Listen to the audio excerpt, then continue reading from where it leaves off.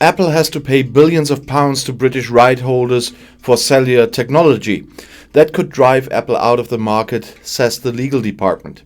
Apple is pulling out the big club in the patent litigation in the United Kingdom. The company has now threatened to leave the market if a court grants a right-holding company an economically unacceptable license payment.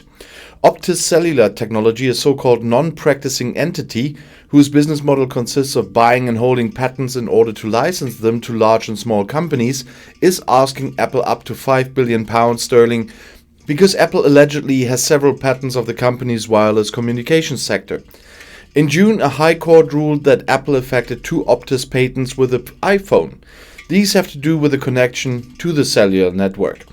Optus also sees others of their rights violated. The responsible judge announced that Apple could be disappointed with the license payment to be determined in the future.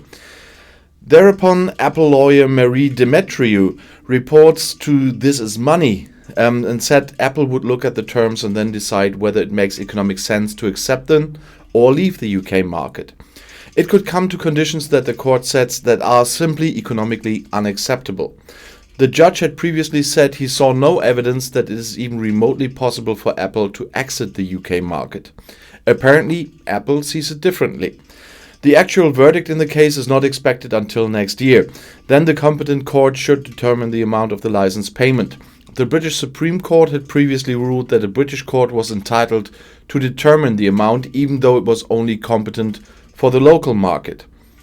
Apple's threat affects countless jobs. Despite Brexit, the group still has one of the largest foreign branches in London and the surrounding area and is currently building a new headquarters in Battersea.